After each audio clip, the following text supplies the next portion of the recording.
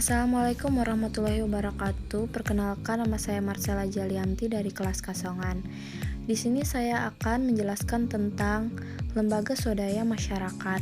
Lembaga swadaya masyarakat dapat diartikan organisasi atau lembaga yang dibentuk oleh anggota masyarakat warga negara Republik Indonesia secara sukarela atas kehendak sendiri dan minat yang besar, serta bergerak di bidang kegiatan tertentu yang ditetapkan oleh organisasi atau lembaga sebagai wujud partisipasi masyarakat dalam upaya meningkatkan taraf hidup dan kesejahteraan masyarakat yang menitik beratkan kepada pengabdian secara swadaya. Selain berasaskan sukarela, lembaga swadaya masyarakat juga berdiri di atas asas Pancasila. Hal ini tentunya karena lembaga swadaya masyarakat hidup dan berkembang di Indonesia yang menjunjung tinggi Pancasila. Tentunya prinsip dalam Pancasila ini senantiasa diterapkan dalam setiap kegiatan LSM dalam kehidupan bermasyarakat, berbangsa, dan bernegara.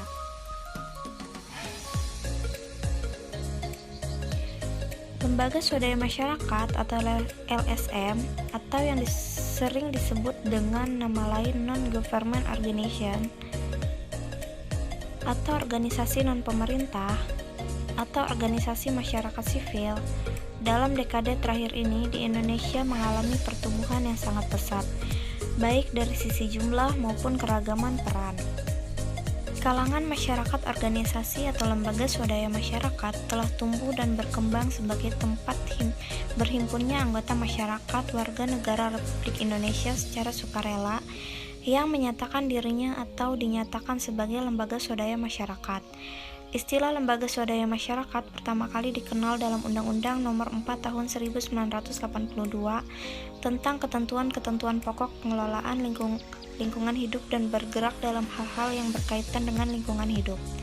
Kemudian dalam perkembangannya, lembaga swadaya masyarakat tersebut mempunyai lingkup kegiatan yang tidak terbatas pada lingkungan hidup saja, melainkan mencakup bidang lain sesuai dengan diminati untuk tujuan meningkatkan taraf hidup dan kesejahteraan masyarakat, baik rohani maupun jasmani.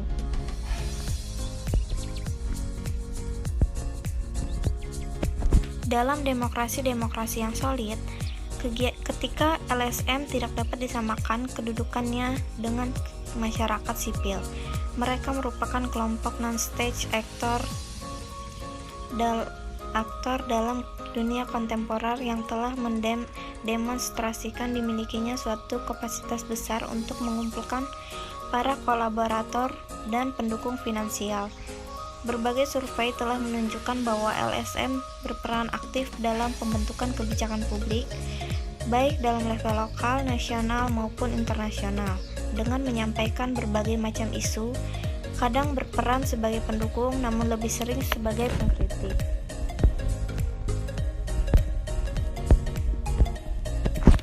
Asrinaldi mengatakan LSM adalah kelompok kepentingan institusional, yaitu kelompok kepentingan yang bersifat formal, kelembagaan. Dengan demikian, kelompok kepentingan ini memiliki posisi yang sangat kuat di dalam suatu sistem. Menurut Afan Jafar, LSM mempunyai peran yang sangat besar dalam kehidupan masyarakat dan melihat LSM sebagai alternatif untuk munculnya civil society.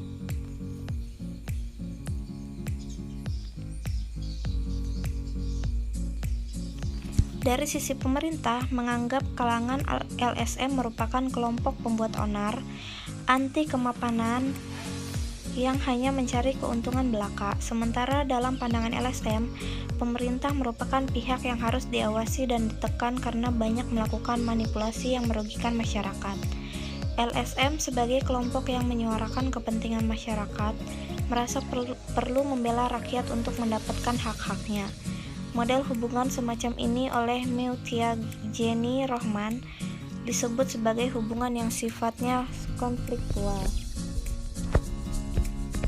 Muhammad Asyikam memandang bahwa LSM dapat memainkan peran yang sangat penting dalam gerakan demokrasi melalui peranannya dalam pemberdayaan civil society yang dilakukan melalui aktivitas pendampingan, pembelaan, dan penyadaran. Menurut Asrinaldi, dengan adanya kebebasan politik dan sipil tersebut, individu atau kelompok masyarakat berusaha untuk melembagakan hak sipil dan hak pilih politiknya. ke dalam suatu institusi kekuatan politik yang merupakan bagian dari konsolidasi demokrasi di masyarakat. Kekuatan politik selalu memiliki kecenderungan untuk terlibat secara politik dalam sistem politik.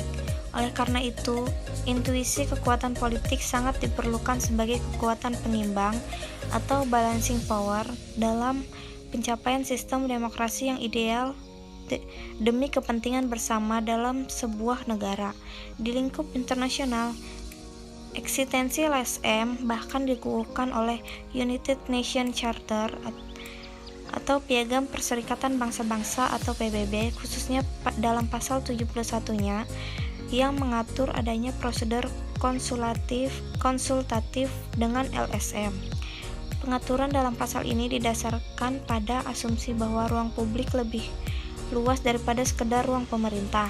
Karenanya, tidak hanya negara yang memiliki legitimasi untuk didengar dalam hal-hal yang terkait erat dengan berbagai kebutuhan dan aspirasi dari para warga negara. Civil society sendiri adalah sebuah istilah yang mempunyai sejarah yang amat panjang. Cicero, seorang filsuf Yunani purba, menurut ilmuwan Manfred Riedel, adalah orang yang pertama menggunakan kata societas civilis dalam filsafat politiknya. Istilah yang digunakannya ini memiliki persamaan dengan pengertian negara, yakni sebuah kekuatan yang mendominasi seluruh kelompok masyarakat lain. Istilah ini berlaku hingga abad ke-18 dan kemudian pengertian itu bergeser. Istilah barunya merujuk kepada kehidupan sosial yang terorganisir yang bercirikan antara lain kesukarelaan, keswasembadaan, dan keswadayaan, dan juga dicirikan dengan adanya kemandirian tinggi dalam berhadapan dengan negara dan keterikatannya dengan norma dan nilai-nilai hukum yang diikuti oleh warganya. Wujud bisa terlihat dalam berbagai organisasi dan asosiasi yang dibuat di luar pemerintah. Individu, kelompok atau golongan organisasi kemasyarakatan, dan organisasi politik orba merupakan kekuatan yang amat potensial untuk memainkan peran dalam proses reformasi bangsa. LSM memiliki tempat berbeda dalam mengisi perannya sebagai salah satu komponen kekuatan dalam masyarakat sipil. LSM memiliki peran penting dalam melakukan pemberdayaan terhadap masyarakat dengan melakukan kajian-kajian terhadap isu-isu menyangkut proses berjalannya sistem demokrasi dalam sebuah negara, melakukan penelitian dan penyuluhan terhadap masyarakat secara luas, memberikan pendidikan politik agar masyarakat dapat terbuka dan ikut berpartisipasi baik dalam pembangunan negara. Kebanyakan LSM jenis ini memiliki ketergantungan terhadap pemerintah, terutama dari segi finansial dan pendanaan program. Pada akhirnya, LSM berkewajiban melaksanakan seluruh program pemerintah sebagaimana yang telah ditentukan oleh pemerintah, tanpa mampu mengembangkan ataupun memberikan solusi terhadap permasalahan yang ada di lapangan. Mansour Fakih menjelaskan LSM yang masih terkungkung dalam paradigma pembangunanisme yang tidak kritis terhadap masalah-masalah ketimpangan struktural, partisipasi, dan ketergantungan dari pihak luar. Pada akhirnya, LSM berkewajiban melaksanakan seluruh program pemerintah sebagaimana yang telah ditentukan oleh pemerintah, tanpa mampu mengembangkan atau memberikan solusi terhadap permasalahan yang ada di lapangan. Mansour Fakih menjelaskan LSM yang masih terkungkung dalam paradigma pembangunanisme developmentalis yang tidak kritis terhadap masalah-masalah ketimpangan struktural, partisipasi, dan ketergantungan dari pihak luar. LSM seharusnya berperan sebagai aktor-aktor dalam kegiatan sosial, justru menampakkan diri sebagai agen-agen subkontraktor pembangunan dari lembaga-lembaga milik pemerintah. LSM seharusnya memiliki sumber dana sendiri selain dari pemerintah dalam melaksanakan program-program pemberdayaan dan pelayanan masyarakat. Model kedua adalah hubungan yang bersifat containment, sabotage, dissolution, di mana pemerintah melihat LSM sebagai tantangan, bahkan ancaman. Pemerintah dapat mengambil langkah tertentu untuk membatasi ruang gerak LSM.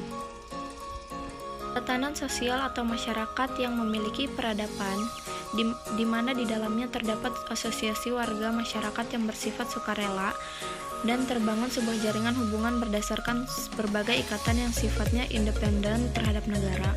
Kegiatan masyarakat sepenuhnya bersumber dari masyarakat itu sendiri, sedangkan negara yang merupakan fasilitator akses masyarakat terhadap lembaga negara dijamin dalam civil society. Artinya individu dapat melakukan partisipasi politik secara bebas. Warga negara bebas mengembangkan dirinya secara maksimal dan leluasa dalam segala aspek kehidupan yang meliputi bidang ekonomi, politik, sosial, budaya, dan bidang-bidang lainnya. LSM dapat mengambil peran untuk memperbaiki kondisi yang ada dalam rangka menciptakan civil society yang kuat dan mandiri. Sekian presentasi dari saya, terima kasih.